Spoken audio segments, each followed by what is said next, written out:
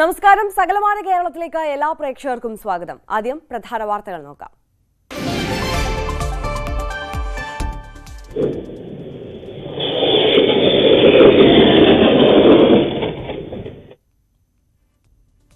പത്തനംതിട്ടയിൽ കണ്ണില്ലാത്ത ക്രൂരതയിൽ നഷ്ടമായത് ഒരു ജീവൻ. അപകടത്തിൽ പരിക്കേറ്റ് വഴിയിൽ ഉപേക്ഷിക്കപ്പെട്ട 17-കാരന് ദാരുണാന്ത്യം. മരിച്ചത് നെല്ലിക്കാല സ്വദേശി സുധീഷ്. സഹയാത്രികൻ സഹദ് പോലീസ് കസ്റ്റഡിയിൽ. കൊച്ചിയിൽ യുവതി ഹോസ്റ്റൽ മുറിയിൽ പ്രസവിച്ചു. അമ്മയും കുഞ്ഞും എറണാകുളം ജനറൽ ആശുപത്രിയിൽ. യുവതി കഴിഞ്ഞത് ഗർഭിണിയാണെന്നത് മറച്ചുവെച്ച്. കേരള തീരമാകെ കടുത്ത കടലാക്രമണം. തിരയേറ്റം കള്ളക്കടൽ പ്രതിഭാസത്തിന്റെ ഭാഗം. മുതലപ്പുഴയിലും 5 തെങ്ങിലും ജനങ്ങളെ മാറ്റിപ്പാർപ്പിച്ചു. കൊടുങ്ങല്ലൂരിലും നിരവധി വീടുകളിൽ വെള്ളം കയറി. ഈരാറ്റുപേട്ട സഹകരണ ബാങ്കിലെ നിക്ഷേപകർ പ്രക്ഷോഭത്തിലേക്ക്. നാളെ മുതൽ ബാങ്കിന് മുന്നിൽ പന്തൽ കെട്ടി സമരം. നിക്ഷേപകർ സമരം തുടങ്ങുന്നത് ബാങ്ക് നൽകിയ വാക്കുകൾ പാഴായതോടെ.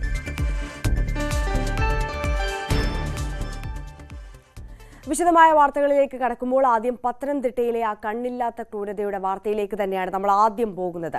പത്തനംതിട്ടയിൽ അപകടത്തിൽ പരിക്കേറ്റ് വഴിയിൽ ഉപേക്ഷിക്കപ്പെട്ട 17-കാരൻ മരിച്ചു. നെല്ലിക്കാല സ്വദേശി സുധീഷാണ് മരിച്ചത്.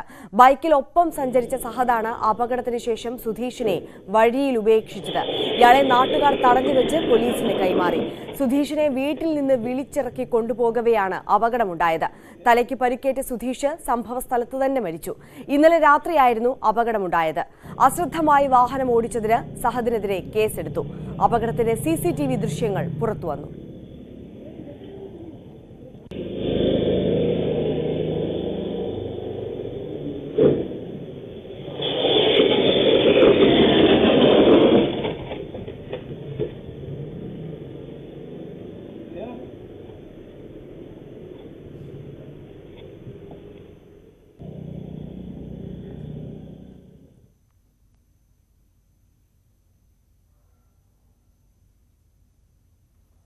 എറണാകുളത്ത് സ്വകാര്യ ഹോസ്റ്റലിൽ യുവതി പ്രസവിച്ചു. യുവതിയുടെ സുഹൃത്തുക്കൾ വിവരം അറിയിച്ചതിനെ തുടർന്ന് അമ്മയെയും കുഞ്ഞിനെയും പോലീസ് എറണാകുളം ജനറൽ ആശുപത്രിയിലേക്ക് മാറ്റി. യുവതി ഗർഭിണിയായിരുന്നത് ഹോസ്റ്റലിലെ സുഹൃത്തുക്കൾ അറിഞ്ഞിരുന്നില്ല.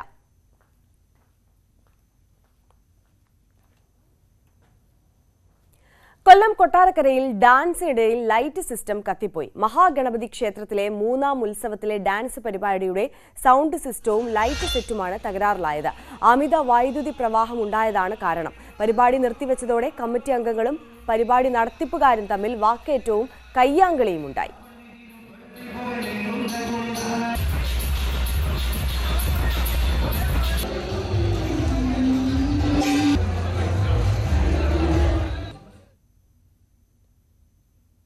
കള്ളക്കടൽ പ്രതിഭാസത്തെ തുടർന്ന് തിരുവനന്തപുരത്ത് മുതലപ്പുഴയിലും 5 തെങ്ങിലും ശക്തമായ തിരമാല. വീടുകളിൽ വെള്ളം കയറിയതിനെ തുടർന്ന് രാത്രി തന്നെ വീടുകളിൽ നിന്ന് ആളുകളെ മാറ്റിപ്പാർപ്പിച്ചു. പല വീടുകളിലെയും കട്ടിലുകളും ഇലക്ട്രോണിക് സാധനങ്ങളും വെള്ളത്തിൽ മുങ്ങി. തിരമാല മുന്നറിയിപ്പ് നൽകിയിരുന്നതിനാൽ വലിയ അപകടം ഒഴിവായി. രാത്രി അപേക്ഷിച്ച് തിരമാല കുറവാണെങ്കിലും ഇന്നും വീടുകളിൽ വെള്ളം കയറുന്നുണ്ട്. പുലിമുട്ട് നിർമ്മാണത്തിലെ അപാകതയും വെള്ളം കയറാൻ കാരണമായെന്ന് നാട്ടുകാർ പറയുന്നു. കൊച്ചിയിൽ നിന്ന് ഡാനി പോളിന്റെ റിപ്പോർട്ടിലേക്ക്. കള്ളക്കടൽ പ്രതിഭാസത്തെ തുടർന്നുള്ള മുന്നറിയിപ്പ് അത് എല്ലായിടത്തും തന്നെ നൽകിയിട്ടുണ്ട്. എല്ലായിടത്തും ജാഗ്രത പാലിക്കുന്നു. കൊച്ചിയിലേക്ക് വരികയാണെങ്കിൽ നമ്മൾ ഫോർട്ട് കൊച്ചി ബീച്ച് പരിസരത്താണുള്ളത്. ഇവിടെ സാധാരണഗതിയിൽ ഈ സമയത്ത് കാണുന്നതിനേക്കാൾ കൂടുതൽ തിരമാലകൾ ഉണ്ടായെന്നാണ് ഇവിടെ എത്തുന്നവർ പറയുന്നത്, പരിസരത്തുള്ളവർ പറയുന്നത്. പോലീസിന്റെ ഒരു ജാഗ്രത ഇന്നലെ മുതൽ തന്നെ ഇവിടെയുണ്ട്. അവർ ഒരു പെട്രോളിംഗ് ജീപ്പ് അതോടൊപ്പം തന്നെ പോലീസ് ഉദ്യോഗസ്ഥരും ഇവിടെ നിരീക്ഷിക്കുന്നുണ്ട്. ഇവിടേക്ക് ആളുകൾ ഇതിലേക്ക് തീരത്തേക്ക് കൂടുതലായിട്ട് തിരകളിലേക്ക് ഇറങ്ങാതിരിക്കാനുള്ള നിർദ്ദേശങ്ങളും അടക്കമുള്ള കാര്യങ്ങൾ നൽകുന്നുണ്ട്. എന്തായാലും ഈ ഒരു സമയത്ത് കാണുന്നതിനേക്കാളും കൂടുതൽ തിരമാലകൾ ഇവിടേക്ക് എത്തുന്നു എന്ന് തന്നെയാണ് ഇവിടെയുള്ളവർ പറയുന്നത്. എന്തായാലും അതിൽ ഒരു മുന്നറിയിപ്പ് സംവിധാനം എന്ന രീതിയിൽ തന്നെ പ്രവർത്തിക്കുന്നു. ഈ തീരമേഖലയിൽ പൊതുവെ തന്നെയും ഒരു ജാഗ്രതാ നിർദ്ദേശം വന്നിട്ടുണ്ട്. അതനുസരിച്ചുകൊണ്ട് തന്നെയാണ് അവരോട് ഇവിടേക്ക് എത്തുന്നവരോടെല്ലാം തന്നെ ഇവിടെ നിന്ന് മാറി നിൽക്കണമെന്ന് അടക്കമുള്ള നിർദ്ദേശങ്ങളടക്കം നൽകുന്നത്. ഫോർട്ട് കൊച്ചി ആയതുകൊണ്ട് തന്നെ വിനോദ സഞ്ചാര ഒരു മേഖല കൂടിയാണ്. നമുക്കൊപ്പം ഫോർട്ട് കൊച്ചിയിൽ ഇവിടെ ലൈഫ് ഗാർഡായി നോക്കുന്ന പേരെങ്ങനെയാണ്? സർജൻ. സാധാരണഗതിയിലും ഒരു തിര കൂടുന്ന ഒരു അവസ്ഥയാണോ? എന്താ തോന്നുന്നത്? ഇപ്പൊ ലോ ടൈഡാണ്. ഇനിയിപ്പോ ഹൈ ടൈഡ് 6:12 വൈകുന്നേരം 6:12. സാധാരണഗതിയിൽ ഈ സമയത്ത് കാണുന്നതിനേക്കാൾ ഒരു തിരമാല തെരച്ചിട്ട് കൂടുതലാണ്. എന്താണ് നമ്മൾക്കെന്ന നിർദ്ദേശം? എങ്ങനെയാണ് ഇന്ന് തന്നെ ഈ കള്ളക്കടൽ പ്രതിഭാസമൊക്കെ ആയതുകൊണ്ട് പോലീസിന്റെ ഒരു ജാഗ്രതയുണ്ട് തീർച്ചയായും. ഇവിടേക്ക് ഇറങ്ങരുതെന്നുള്ള ഉണ്ട്. അവർക്ക് മാറി നിൽക്കാൻ ഇന്നിപ്പോ ബീച്ച് ക്ലോസ് ചെയ്തിരിക്കണം, ഇറങ്ങാൻ പാടില്ല. എത്ര സമയം വരെ ഇതിന്റെ ഒരു മുന്നറിയിപ്പ് ഉണ്ട്? ഇവിടെ നാളെ വരെ ഉണ്ടാകാൻ സാധ്യതയുണ്ട്. ആ രീതിയിൽ ആളുകളെയൊന്നും ഇവിടെ നിർത്താതെ നോക്കുവാണോ? ഓക്കെ നേരെ അടിച്ചു കയറുന്നുണ്ട്, ശക്തിയായിട്ട് അടിച്ചു കയറുന്നുണ്ട്. അപ്പൊ അവരെ വീട് മാറ്റുന്നുണ്ട്, ഇപ്പൊ ബാക്കിലേക്ക് മാറ്റുന്നുണ്ട്. ഈ രീതിയിൽ ഒരു മുന്നറിയിപ്പ് അടക്കമുള്ള ഒരു കാര്യങ്ങളിലെല്ലാം നിന്ന് പോകുന്നു. അതോടൊപ്പം തന്നെ മത്സ്യത്തൊഴിലാളികൾ, കൊച്ചിയുടെ തീരമേഖലയിൽ നിരവധിയായ മത്സ്യത്തൊഴിലാളികൾ അടക്കമുണ്ട്. അവർക്കെല്ലാം ഈ മുന്നറിയിപ്പ് ബാധകമാണ്. അവരോട് മീൻപിടുത്തത്തിന് പോകുന്നതിനടക്കം ഒപ്പം നിർദ്ദേശം നൽകിയിട്ടുണ്ട്. ജാഗ്രതയോടുകൂടി തന്നെ കടന്നു പോകണം എന്നതടക്കമുള്ള കാര്യങ്ങളെല്ലാം തന്നെ നിർദ്ദേശിച്ചിട്ടുണ്ട്. ഏതായാലും കൊച്ചിയിൽ ഇതാണ് ഒരു അവസ്ഥ. അതോടൊപ്പം തന്നെ ചെല്ലാനം, വൈപ്പിൻ മേഖലകളിലാണ് കൂടുതലായും തന്നെയും തീരമേഖലകളുള്ളത്. മീൻപിടുത്തക്കാർ, മത്സ്യത്തൊഴിലാളികൾ കൂടുതലായുമുള്ള ഒരു പ്രദേശമെല്ലാം തന്നെ ഇവിടെയാണ്. ഹാർബറുകൾ ഇവിടെയാണ്. ഇവിടങ്ങളെല്ലാം തന്നെ അങ്ങനെയൊരു നിയന്ത്രണത്തിലും കടുത്ത മാർഗനിർദ്ദേശങ്ങൾക്കും അനുസരിച്ചുമാണ് ഈ സമയം കടന്നുപോകുന്നത്. കൊച്ചിയിൽ നിന്ന് ക്യാമറമാൻ മനോജിനൊപ്പം ഡാനി പോൾ, ന്യൂസ് 18. കള്ളക്കടൽ പ്രതിഭാസത്തെ തുടർന്ന് തൃശൂർ കൊടുങ്ങല്ലൂരിലെ തീരപ്രദേശങ്ങളിലും കടൽ കയറി. ചന്തക്കടപ്പുറം, കാര, അറപ്പക്കടവ്, പുതിയ റോഡ്, പെരിഞ്ഞനം സമിതി ബീച്ച് എന്നിവിടങ്ങളിലാണ് കടൽ കടന്നത്. രാത്രി 7:30യോടെയാണ് കള്ളക്കടൽ പ്രകടമായി തുടങ്ങിയത്. മുന്നറിയിപ്പിനെ തുടർന്ന് മത്സ്യബന്ധന ഉപകരണങ്ങളും വള്ളങ്ങളും സുരക്ഷിത സ്ഥാനങ്ങളിലേക്ക് മാറ്റിയിരുന്നു. കോഴിക്കോട് കാരശ്ശേരി കൊടിയത്തൂർ റോഡിലെ ചീപ്പാൻകുഴി പാലം അപകടാവസ്ഥയിൽ. പാലത്തിന്റെ കോൺക്രീറ്റ് അടർന്നു വീണ് കമ്പികൾ പുറത്തു കാണുന്ന നിലയിലാണ്. നിലവിൽ കോട്ടമുഴി പാലം നിർമ്മാണത്തിനായി റോഡ് അടച്ച സാഹചര്യത്തിൽ ചീപ്പാൻകുഴി പാലം കൂടി പുനർനിർമ്മിക്കണമെന്നാണ് ആവശ്യം. പാലത്തിന് വീതി വളരെ കുറവായതിനാൽ ഇവിടെ അപകടങ്ങളും പതിവാണ്. ഈ പാലം വളരെ ചെറുതാണ്, അപകടപരമായിട്ടുള്ള ഒരു സ്ഥലമാണ് ഇതിന്റെ അവസ്ഥയുള്ളത്. അപ്പോൾ ഇതിന്റെ തൊട്ടടുത്തുള്ള കോട്ടമുഴി പാലത്തിന്റെ ആട്ടിൽ മുന്നിലെടുക്കേണ്ട പാലത്തിന്റെ വർക്കാണ് ഇത്. ഇതിന് മുമ്പ് ആവശ്യപ്പെട്ടതാണ്. പല അപകടങ്ങളും ഇവിടെ നടന്നിട്ടുണ്ട്. അപ്പോൾ കാര്യമായിട്ട് പറയാനുള്ളത് വെച്ചാൽ ഇപ്പോൾ ഒരു വർഷത്തോളം നീണ്ടു നിൽക്കുന്ന വർക്കാണ് ഇപ്പോൾ കോട്ടമുഴി പാലത്തിൻ്റെ. ഒരു വർഷത്തോളം എന്ന് പറഞ്ഞാൽ ഇപ്പോൾ 100 കണക്കിന് വാഹനങ്ങളും സ്കൂൾ വിദ്യാർത്ഥികളും അടക്കം പോകുന്ന ഒരു റോഡാണിത്. അപ്പോൾ ഒരു വർഷത്തോളം ഇപ്പോൾ നമ്മൾ ഈ പ്രദേശം ഫുള്ള് ആ ഒരു പ്രയാസം അനുഭവിച്ചുകൊണ്ടിരിക്കുക. അതിൻ്റെ കൂട്ടത്തിൽ തന്നെ ഇതിൻ്റെ വർക്കും ഉടൻ തന്നെ എടുക്കുകയാണെങ്കിൽ വലിയൊരു ഉപകാരമാണ്. അത് കഴിഞ്ഞിട്ടാണ് ഇത് എടുക്കുന്നതെന്ന് വെച്ചാൽ വീണ്ടും 2-3 വർഷത്തോളം യാത്ര ഈ പ്രദേശത്തെ ജനങ്ങളൊക്കെ വലിയൊരു പ്രയാസത്തിലേക്കാണ്. വലിയ വാഹനങ്ങളാണ് ഇപ്പോൾ, ഹെവി വാഹനങ്ങൾ ലോഡുമായിട്ടാണ് ഇതിലെ വണ്ടികൾ കടന്നു പോകുന്നത്. ഏത് സമയം ഇവിടെ വലിയൊരു ദുരന്തം തന്നെ സംഭവിക്കാം. ഒരു അനേകം സ്കൂൾ വണ്ടികളും സ്കൂൾ കുട്ടികളും യാത്ര ചെയ്യുന്ന ഒരു പാലമാണ്. എത്രയും പെട്ടെന്ന് അടിയന്തരമായിട്ട് അധികാരികൾ കൺതുറന്ന് ഇതൊരു നടപടി ഉടനെ സ്വീകരിക്കണം. തൊട്ടടുത്ത് തന്നെ ഒരു പാലം പണി നടക്കുന്നത് കൊണ്ട് റോഡ് ബ്ലോക്ക് ആയിക്കുന്നത്. ഈ സമയത്ത് തന്നെ ഇതിന്റെ ഒരു പദ്ധതി ആവിഷ്കരിച്ചിട്ട് പരിപാടി എടുക്കുകയാണെങ്കിൽ നാട്ടുകാർക്ക് വളരെ ബുദ്ധിമുട്ടില്ലാതെ രക്ഷപ്പെടുന്ന ഒരു മാർഗം ഉണ്ടാവുന്നതാണ്. പാലക്കാട് കൊപ്പം പുലാശ്ശേരി വളവിൽ അപകടങ്ങൾ പതിവാകുന്നു. കഴിഞ്ഞ ദിവസമുണ്ടായ വാഹനാപകടത്തിൽ യുവാവ് മരിച്ചിരുന്നു. 3 വളവുകളും ഇറക്കവുമുള്ള റോഡിൽ വാഹനങ്ങളുടെ അമിത വേഗതയും അപകടങ്ങൾക്ക് കാരണമാണ്. 6 മാസത്തിനിടെ 10ലേറെ വാഹനങ്ങൾ ഇവിടെ അപകടത്തിൽപ്പെട്ടു. റോഡിന്റെ വീതിക്കുറവും അപകടങ്ങൾക്കിടയാക്കുന്നുണ്ട്. അപകട മുന്നറിയിപ്പ് ബോർഡുകൾ സ്ഥാപിക്കാൻ നടപടി വേണമെന്നാണ് നാട്ടുകാരുടെ ആവശ്യം. ഇവിടെ ഒരു അപകടം ഉണ്ടായി. അപ്പം തന്നെ ഒരു കോമയിൽ സ്റ്റേജിൽ കടന്ന് 4-5 ദിവസം കഴിഞ്ഞിട്ടാണ് ആള് മരിച്ചു. അത് ഇവിടെ തന്നെ കളത്തുംപടി അംഗൻവാടി. നമ്മുടെ വളാഞ്ചേരി റോഡിൽ സ്ഥിരമായിട്ട് അപകടങ്ങൾ സംഭവിക്കുന്നുണ്ട്. വണ്ടിയുടെ വേഗത കാരണമാണ് അപകടങ്ങൾ പറ്റേണ്ടതെന്നാണ് പറയണത്. ഇപ്പം അടുത്ത ദിവസം തന്നെ നമ്മുടെ കൊപ്പത്തുനിന്ന് ഞങ്ങൾ അറിയുന്ന ഒരാളാണ്, ആക്കപ്പറമ്പിൽ വീട്ടിലെ അബ്ദുൾ റഹീം എന്ന് പറഞ്ഞ ഒരാൾ കുട്ടീനെ കൊണ്ടേക്കിയിട്ട് വരുന്ന സമയത്താണ് ഇവിടുന്ന് ഒരു അപകടം. ഒരു ലോറി അതിൽ സഞ്ചരിച്ചിരുന്ന വാഹനത്തിൽ ഇടിക്കുകയാണ് ഉണ്ടായത്. അതിൽ തത്സമയം വെച്ചിട്ട് മരിച്ചു. മലപ്പുറം, കോഴിക്കോട് ജില്ലകളെ ബന്ധിപ്പിക്കുന്ന കൊടിയത്തൂർ പഞ്ചായത്തിലെ തോട്ടുമുക്കം കുഴിനക്കിപ്പാറ മുതൽ ഊറുങ്ങാട്ടിരി പഞ്ചായത്തിലെ വടക്കുമുറി വരെയുള്ള 1800 മീറ്റർ റോഡ് പണിക്കെതിരെ നാട്ടുകാരുടെ പ്രതിഷേധം. സ്കൂൾ കുട്ടികളടക്കം 100 കണക്കിന് ആളുകളും വാഹനങ്ങളും പോകുന്ന ഈ റോഡ് വീതി കൂട്ടണമെന്നായിരുന്നു നാട്ടുകാരുടെ ആവശ്യം. എന്നാൽ പഴയ റോഡിന്റെ ടാറിംഗ് പൊളിച്ചു മാറ്റാതെയാണ് പുതിയ ടാറിംഗ് ചെയ്യാൻ തയ്യാറെടുക്കുന്നതെന്നും സ്ഥലം വിട്ടു നൽകിയവർക്ക് മതിലുകൾ കെട്ടിക്കൊടുക്കാതെയും ഡ്രെയിനേജുകൾ സ്ഥാപിക്കാതെയുമാണ് റോഡ് ടാർ ചെയ്യുന്നതെന്നുമാണ് നാട്ടുകാരുടെ പരാതി. 2,70 ലക്ഷം രൂപ മുടക്കിയാണ് റോഡ് പണി. അശാസ്ത്രീയ റോഡ് പണിക്കെതിരെ പ്രദേശത്ത് ജനകീയ സമരസമിതി രൂപീകരിച്ചു. ഈ വളവ് തിരിഞ്ഞു വരുന്ന വണ്ടികളൊക്കെ നേരെ ചാടുന്നത് നമ്മളെ മുറ്റത്തേക്കാണ്. മുറ്റത്തേക്ക് ചാടിയിട്ടുണ്ടെങ്കിൽ നേരെ വീടിൻ്റെ ചുമരുമൽ തട്ടും. അപ്പം റോഡ് നന്നായപ്പോൾ ഒന്നും കൂടി സ്പീഡിൽ വണ്ടി അങ്ങോട്ടും ഇങ്ങോട്ടും ഒന്നാമത് വളവാണ്. ആ വളവായി തിരിഞ്ഞു വരുമ്പോൾ എന്തായാലും അപകട സാധ്യത ഉണ്ട്. ഞങ്ങൾക്ക് ഇവിടെ മുറ്റത്തിറങ്ങാൻ വയ്യ, പേടിച്ചാണ് ഇറങ്ങല്. റോഡിൻ്റെ വെക്കാണ്ട് ചെറിയ മക്കളെ ഇവിടെ മുറ്റത്തേക്ക് ഇറക്കാൻ വയ്യ. പണ്ട് തന്നെ ഇവിടെ ബസ് മറിഞ്ഞതായിരുന്നു. നമ്മൾ ട്രാൻസ്ഫോമർ നിലവിൽ റോഡിലേക്കാണ് നിൽക്കുന്നത്. നിലവിൽ അപകട സാധ്യത ഏറെ കൂടുതലാണ്. ഈ ട്രാൻസ്ഫോമർ എടുത്ത് ഒന്നുകിൽ ബാക്കോട്ട് വെക്കുക, അല്ലെങ്കിൽ 2 പോസ്റ്റിൽ വെച്ച് സാധാരണ നമ്മൾ കാണുന്ന രീതിയിൽ എടുത്തു വെക്കുക. അല്ലാത്ത പക്ഷം നിരന്തരം നമ്മൾ എന്ത് ചെയ്യും, അപകടങ്ങൾക്ക് എന്ത് ചെയ്യേണ്ടി വരും, കാത്തിക്കേണ്ടി വരും. അതിരുകൾ കെട്ടിക്കൊടുക്കുക എന്നുള്ള അടിസ്ഥാനത്തിലാണ് എടുത്തിട്ടുള്ളത്. 2 സൈഡിൽ ഓരോ മീറ്റർ തന്ന് താഴെ ഭാഗം ഫുള്ളായിട്ട് കെട്ടിക്കൊടുക്കണം. എന്നാൽ ഈ ചെറുക്കാഞ്ചേരി മേഖലയിൽ ഇങ്ങനെ ഒരു ടേണിംഗ് ഉള്ള സ്ഥലത്ത് ഇവരിതുവരെ ചെയ്തിട്ടില്ല. ഫണ്ടിൻ്റെ ലഭ്യത കുറവാണ്, ഫണ്ട് കുറവാണെന്നുള്ളതാണ് AU ബന്ധപ്പെട്ടപ്പോൾ നമ്മളോട് പറഞ്ഞിട്ടുള്ളത്. എന്നാലും അത് പൂർത്തിയാക്കിയതിൻ്റെ ഇവിടുത്തെ ജനങ്ങളെ ആശങ്ക എന്താ വെച്ചാൽ അത് ആ കെട്ട് അടക്കി പൂർത്തിയാക്കിയതിൻ്റെ ശേഷമാണ് നമുക്ക് റോഡ് പണിയുമായിട്ട് മുന്നോട്ട് പോകേണ്ടതുള്ളൂ എന്നാണ് ഈ നാട്ടുകാർ പറയുന്നത്. ഇപ്പോൾ തന്നെ നാട്ടുകാർ ഒപ്പുശേഖരണമൊക്കെ നടത്തിയിട്ട് ഏകദേശം 100 ചില്ലാനം 200ഓളം ആൾക്കാർ ഒപ്പുശേഖരണം നടത്തിയിട്ട് നാട്ടുകാർ തന്നെ ഒരു കമ്മിറ്റി ഉണ്ടാക്കുക. ആ കമ്മിറ്റി മന്ത്രിമാരെ അടക്കി കലക്ടർ അടക്കി എല്ലാവർക്കും പരാതി കൊടുത്തിട്ടെന്ന് പറഞ്ഞിട്ടുള്ളത്. Idukki Kattappana municipality sub treasury റോഡിൽ ഗതാഗത തടസ്സം രൂക്ഷം. ഇരുവശങ്ങളിലും വാഹനങ്ങൾ അലക്ഷ്യമായി പാർക്ക് ചെയ്യുന്നതാണ് ഗതാഗത തടസ്സത്തിന് കാരണം. പാതയുടെ ഇരുവശങ്ങളിലും വാഹനങ്ങൾ നിറയുന്നതോടെ ഇതുവഴി മറ്റു വാഹനങ്ങൾക്ക് കടന്നു പോകാൻ കഴിയാത്ത സ്ഥിതിയാണ്. മുനിസിപ്പാലിറ്റിയും പോലീസും അടിയന്തരമായി ഇടപെടണമെന്നാണ് നാട്ടുകാരുടെ ആവശ്യം.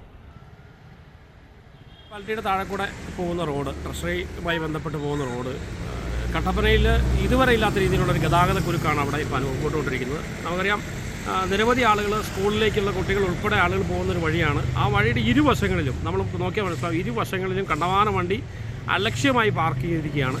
ഇതിൻ്റെ നടുക്കൂടെ 2 വണ്ടി വന്നാൽ ആ 2 വണ്ടിക്ക് അങ്ങോട്ടും ഇങ്ങോട്ടും കടന്നു പോകാനുള്ള ഇടയില്ല. അതുകൊണ്ട് തന്നെ മണിക്കൂറുകളോളം അവിടെ ഗതാഗതത്തിൽ കൂടുതൽ വണ്ടികൾ കട്ടപ്പന നഗരത്തിലേക്ക് ഇറങ്ങുന്നുണ്ട്. അപ്പോൾ തീർച്ചയായിട്ടും മുനിസിപ്പാലിറ്റി ഉൾപ്പെടെ ട്രാഫിക് പോലീസ് ഉൾപ്പെടെയുള്ള സംവിധാനങ്ങൾ ഈ വിഷയത്തിൽ കൃത്യമായ ഇടപെടൽ നടത്തുകയും അവിടെ പാർക്കിംഗ് ഉണ്ടെങ്കിൽ അത് പാർക്കിങ്ങിന് വേണ്ടി നിജപ്പെടുത്തിയ സ്ഥലങ്ങൾ ക്രിയേറ്റ് ചെയ്യുകയും ഈ പാർക്കിംഗ് ഇല്ലെങ്കിൽ അവിടെ നോ പാർക്കിങ്ങിൻ്റെ ബോർഡ് വെച്ച് അവിടെ കൃത്യമായിട്ടുള്ള പെറ്റി, അല്ലെങ്കിൽ അവിടെ അനധികൃതമായി പാർക്ക് ചെയ്യുന്ന ആളുകൾക്ക് കൃത്യമായിട്ടുള്ള പെറ്റി കൊടുക്കാനുള്ള നടപടികൾ സ്വീകരിക്കണം.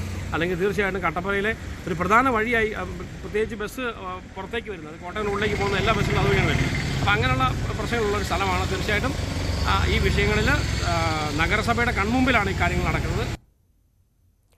ഇടുക്കി ആനച്ചാൽ ടൗണിൽ പോലീസ് ഔട്ട് പോസ്റ്റ് വേണമെന്ന ആവശ്യം ശക്തം. 100 കണക്കിന് സഞ്ചാരികളാണ് ടൗണിൽ വന്നു പോകുന്നത്. ആനച്ചാലിൽ ഗതാഗത കുരുക്കും രൂക്ഷമാണ്. അടിയന്തര സാഹചര്യത്തിൽ ഇവിടെ എത്തുന്നവർക്ക് സേവനം ലഭ്യമാകാൻ ആനച്ചാലിൽ പോലീസ് ഔട്ട് പോസ്റ്റ് തുടങ്ങണമെന്നാണ് നാട്ടുകാരുടെ ആവശ്യം.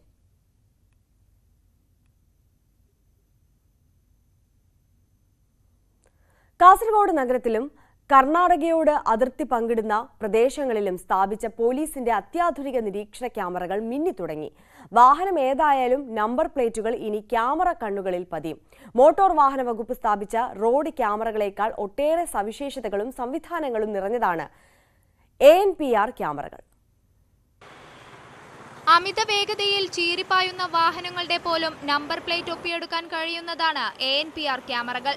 ഇരുചക്ര വാഹനങ്ങളിലെ ഹെൽമെറ്റ് ഇല്ലാതെയുള്ള യാത്ര, ഇരുചക്ര വാഹനങ്ങളിലെ ട്രിപ്പിൾ സീറ്റ് യാത്ര, സീറ്റ് ബെൽറ്റ് ഇടാതെയുള്ള കാർ യാത്ര, നമ്പർ പ്ലേറ്റിലെ കൃത്രിമം എന്നിവയെല്ലാം യഥാസമയം ഒപ്പിയെടുത്ത് സർവറിലേക്ക് നൽകും. നിയമലംഘനം ക്യാമറ ഒപ്പിയെടുക്കുന്ന ഉടൻ തന്നെ വാഹന ഉടമയുടെ ഫോണിലേക്ക് സന്ദേശമെത്തും. നിയമലംഘനവും അതിന്റെ HD ഫോട്ടോയും ഉൾപ്പെടെ വ്യക്തമാക്കുന്ന ലിങ്കാണ് ഉടമയുടെ ഫോണിലേക്ക് എത്തുക. 24 മണിക്കൂറും നിരീക്ഷിക്കുന്ന വീഡിയോ ക്യാമറയിലെ ദൃശ്യങ്ങൾ മാസങ്ങളോളം സൂക്ഷിച്ചു വെക്കാനും കഴിയും. അപകടം വരുത്തി നിർത്താതെ പോകുന്ന വാഹനങ്ങൾ, അമിത വേഗതയിൽ പോകുന്ന വാഹനങ്ങൾ, ലഹരി വസ്തുക്കൾ കടത്തിക്കൊണ്ടുപോകുന്ന വാഹനങ്ങൾ, മോഷണം തുടങ്ങിയവയും ക്യാമറ ഒപ്പിയെടുക്കും. ഇതര സംസ്ഥാനങ്ങളിലും മറ്റ് വിദേശ രാജ്യങ്ങളിലും പോലീസ് ഉപയോഗിക്കുന്നതും ANPR ക്യാമറകളാണ്. കാസർഗോഡ് കാഞ്ഞങ്ങാട് സംസ്ഥാന പാതയിൽ ചന്ദ്രഗിരി ജംഗ്ഷൻ, തൃക്കരിപ്പൂർ എന്നിവിടങ്ങൾക്ക് പുറമെ അതിർത്തി പ്രദേശമായ തലപ്പാടി, പാണത്തൂർ, മണിമൂല, കൊട്ടോടി, പെർള ഉൾപ്പെടെ ജില്ലയിലെ ഒട്ടേറെ അതിർത്തി പ്രദേശങ്ങളിലും ക്യാമറകൾ സ്ഥാപിച്ചിട്ടുണ്ട്. ക്യാമറകളുടെ control unit Kasaragod town police സ്റ്റേഷനോട് ചേർന്നുള്ള കൺട്രോൾ റൂമിലാണ്. 2021 കേന്ദ്ര സർക്കാരിന്റെ സഹായത്തോടെ ക്യാമറകൾ സ്ഥാപിക്കാനുള്ള പദ്ധതി തുടങ്ങിയത്. BSNL ഉൾപ്പെടെയുള്ള വിവിധ സ്വകാര്യ ടെലികോം കമ്പനികളുടെ സഹായത്തോടെയാണ് ക്യാമറയിലേക്ക് ആവശ്യമായ നെറ്റ്വർക്ക് സംവിധാനം ഏർപ്പെടുത്തിയിട്ടുള്ളത്. ട്രാഫിക് നിയമം ലംഘിക്കുന്നത് ഉൾപ്പെടെയുള്ള വാഹനങ്ങളിലെ ദൃശ്യങ്ങൾ ക്യാമറയിൽ പതിയുന്നതിനാൽ പിഴ അടയ്ക്കാനുള്ള നോട്ടീസും ഉടമസ്ഥനിലേക്കെത്തും. കാസർഗോഡ് നഗരത്തിൽ ഉൾപ്പെടെ മോട്ടോർ വാഹന വകുപ്പും പോലീസും നേരത്തെ ഒട്ടേറെ നിരീക്ഷണ ക്യാമറകൾ സ്ഥാപിച്ചിരുന്നു. ഇതിൽ പലതും പ്രവർത്തനരഹിതമാണ്. ന്യൂസ് 18 കാസർഗോഡ്. സംസ്ഥാനത്തെ പ്രതിദിന വൈദ്യുതി ഉപയോഗത്തിൽ നേരിയ കുറവ്. പീക്ക് സമയത്തെ ആവശ്യകതയിൽ മാറ്റമില്ല. ഇന്നലെ 112.525 ദശലക്ഷം യൂണിറ്റാണ് ഉപയോഗിച്ചത്. പീക്ക് സമയത്തെ ആവശ്യകത 5754 മെഗാവാട്ടാണ്. നിയന്ത്രണങ്ങൾ പീക്ക് സമയ ആവശ്യകത കുറയ്ക്കുന്നില്ലെന്ന് വൈദ്യുതി ബോർഡ് പറഞ്ഞു. സർവകാല റെക്കോർഡിലേക്ക് കുതിച്ചുയർന്ന് പൈനാപ്പിൾ വില. കടുത്ത വേനലിൽ ഉൽപാദനക്കുറവുണ്ടായതും കേരളത്തിലും വടക്കേ ഇന്ത്യയിലും ആവശ്യക്കാർ കൂടിയതും വില വർധനയ്ക്ക് ഇടയാക്കി. 60 മുതൽ 65 രൂപ വരെയാണ് വിപണിയിൽ 1 കിലോ പൈനാപ്പിളിന് വില. വേനൽ കടുത്തതോടെ ഉൽപാദനത്തിലുണ്ടായ കുറവും വടക്കേ ഇന്ത്യൻ സംസ്ഥാനങ്ങളിലേക്ക് കയറ്റുമതി കൂടിയതും വില വർധനയ്ക്കിടയാക്കി. കഴിഞ്ഞ ദിവസങ്ങളിൽ 1000 ടണ്ണിലധികം പൈനാപ്പിളുകളാണ് വടക്കേ ഇന്ത്യൻ സംസ്ഥാനങ്ങളിലേക്ക് കയറ്റിവിട്ടത്. എന്നാൽ സർവകാല റെക്കോർഡിൽ പൈനാപ്പിളിന്റെ വില എത്തിയിട്ടും ലാഭം കിട്ടാത്ത അവസ്ഥയിലാണ് കർഷകർ. ചൂട് കൂടുകയും മഴ ലഭിക്കാതെയും വന്നതോടെ പൈനാപ്പിൾ ഉൽപാദനത്തിൽ കുറവ് വന്നതാണ് തിരിച്ചടിക്ക് കാരണം. മികച്ച വില എന്ന് പറയാൻ പറ്റില്ല. എന്നാൽ ഈ ഉണക്കത്തെ കൃഷി നശിച്ചുകൊണ്ടിരിക്കുന്ന സമയത്ത് വിലയെങ്കിലും കിട്ടുന്നതുകൊണ്ട് ഒരാശ്വാസം എന്ന് പറയാം. പക്ഷേ ഇതുകൊണ്ട് ഈ തൊട്ടടുത്തെങ്കിലും ഒന്നും ഈ പ്രതിസന്ധി അവസാനിക്കുന്നില്ല. കാരണം മഴ ലഭിച്ച് ഒരു 2 മാസമെങ്കിലും പൈനാപ്പിൾ തോട്ടങ്ങൾ ജീവൻ പ്രാപിച്ച് അതിനുശേഷം ഹോർമോൺ ഉപയോഗിച്ച് വീണ്ടും 120 ദിവസം കഴിഞ്ഞ് അങ്ങനെ ഏകദേശം 6-7 മാസം പിന്നിട്ടാൽ മാത്രമേ പൈനാപ്പിളിന്റെ പ്രതിസന്ധിക്ക് കുറവ് വരികയുള്ളൂ. കടുത്ത ചൂട് മൂലം വിത്തുകൾക്ക് ക്ഷാമം വന്നതും കർഷകർക്ക് തിരിച്ചടിയായി.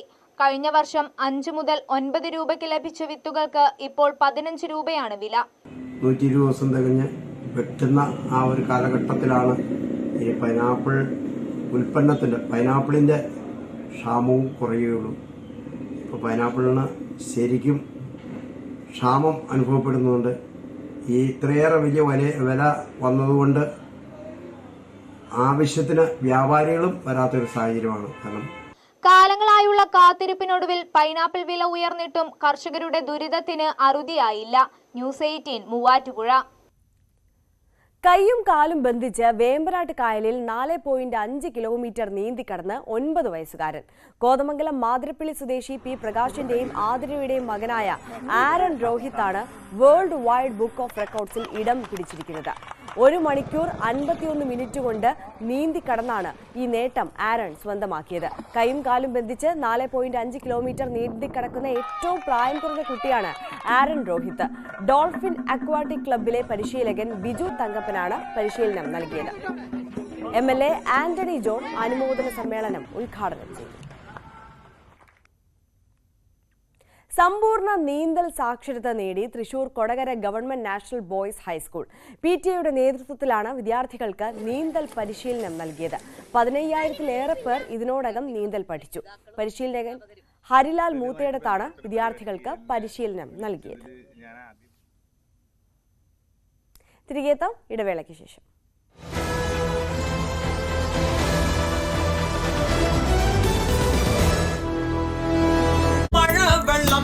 പിന്നെ വൈകുന്നേരം തിരികെ വാർത്തകളിലേക്ക് എത്തുമ്പോൾ മലപ്പുറം വളാഞ്ചേരി മീൻപാറയിൽ ഡെങ്കിപ്പനി സ്ഥിരീകരിച്ച സാഹചര്യത്തിൽ പ്രതിരോധ പ്രവർത്തനങ്ങൾ ഊർജിതമാക്കി ആരോഗ്യവകുപ്പ്. മീൻപാറയിൽ 9 പേർക്കാണ് ഡെങ്കിപ്പനി സ്ഥിരീകരിച്ചത്. ഇതേ തുടർന്ന് ജില്ലാ വെക്ടർ കൺട്രോൾ യൂണിറ്റിന്റെയും ആരോഗ്യവകുപ്പിന്റെയും നേതൃത്വത്തിൽ നഗരസഭയുടെ സഹകരണത്തോടെ പ്രദേശത്ത് ഫോഗിംഗ് നടത്തി. അതിഥി തൊഴിലാളികളുടെ വാസസ്ഥലങ്ങളിലും ആരോഗ്യവകുപ്പ് അധികൃതർ പ്രതിരോധ പ്രവർത്തനങ്ങൾ തുടങ്ങി.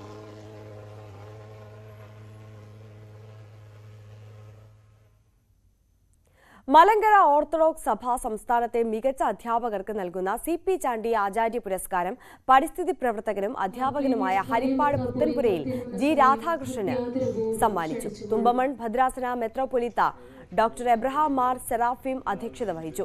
25,000 രൂപയും പ്രശസ്തി പത്രവും അടങ്ങുന്നതാണ് പുരസ്കാരം.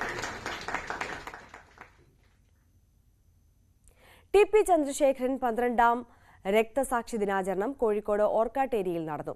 കൂറ്റൻ റാലിയോടെയാണ് അനുസ്മരണ പരിപാടി ആരംഭിച്ചത്. സാംസ്കാരിക പ്രവർത്തകരും കവിയുമായ KC ഉമേഷ് ബാബു സമ്മേളനം ഉദ്ഘാടനം ചെയ്തു.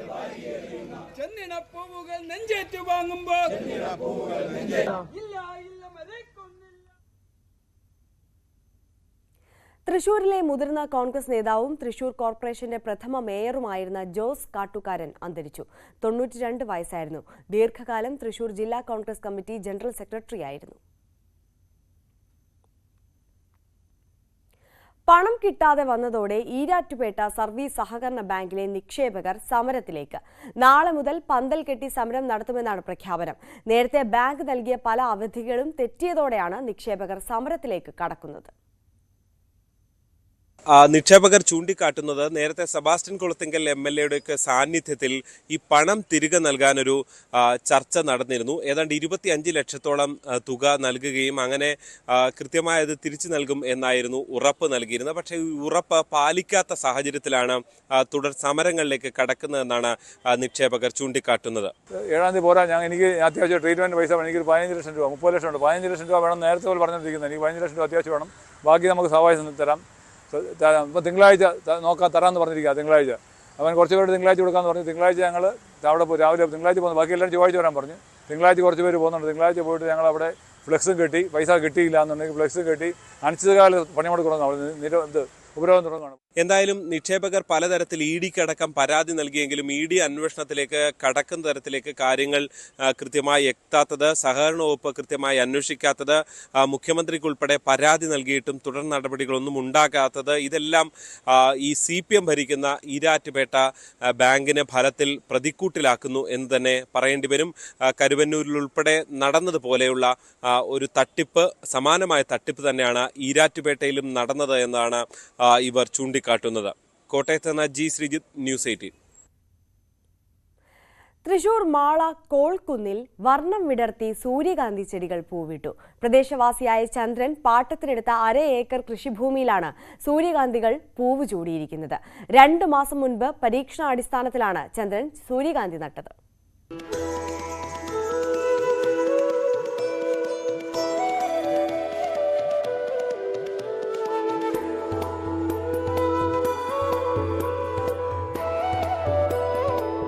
മാളയിലെ കോൾക്കുന്നിലാണ് സൂര്യകാന്തിപ്പൂക്കൾ കണ്ണിന് കുളിർമയേകുന്ന വർണ്ണക്കാഴ്ചയൊരുക്കിയിട്ടുള്ളത്.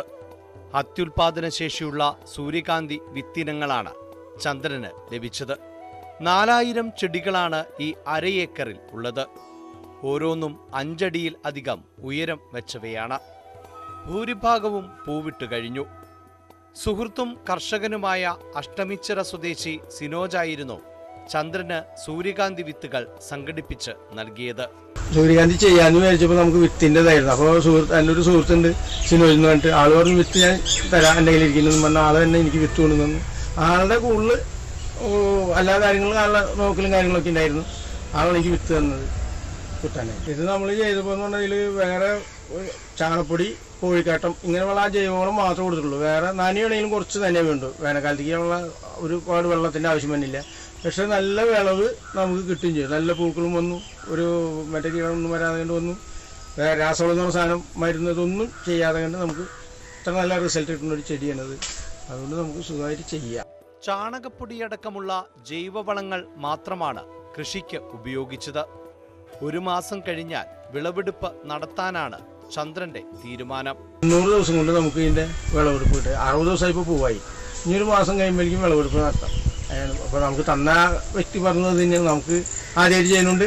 കൂടുതൽ കാര്യങ്ങളിലേക്ക് നമുക്ക് പറയാൻ അടുത്ത കൊല്ലമാണ് ഞാൻ കൃത്യമായി പറഞ്ഞത്. എന്താ കൃത്യമായ കാര്യങ്ങൾ നമുക്ക് പഠിക്കാൻ പറ്റും. കൃഷിയോട് താല്പര്യമുള്ളവർക്ക് വിത്ത് നൽകാനും ചന്ദ്രൻ തയ്യാറാണ്. 103 വയസ്സുള്ള അമ്മ കാർത്തിയായനിയും ഭാര്യ അംബികയും മക്കളുമാണ് ചന്ദ്രനെ പ്രോത്സാഹിപ്പിക്കുന്നത്. കഴിഞ്ഞ 40ലധികം വർഷങ്ങളായി ജൈവകൃഷി രംഗത്തുള്ള ചന്ദ്രൻ 12 ഏക്കറിൽ പച്ചക്കറി കൃഷി ചെയ്തു വരികയാണ്. സംസ്ഥാന സർക്കാരിന്റെ ഏറ്റവും മികച്ച പച്ചക്കറി ക്ലസ്റ്ററിനുള്ള പുരസ്കാരം നേടിയ മാള കോൾക്കുന്ന് ഹരിതസംഘത്തിന്റെ പ്രസിഡന്റ് കൂടിയാണ് ചന്ദ്രൻ. നിരവധി പേരാണ് സൂര്യകാന്തി പൂവിട്ടതറിഞ്ഞ് കാണാനായി ഇവിടേക്ക് എത്തുന്നത്.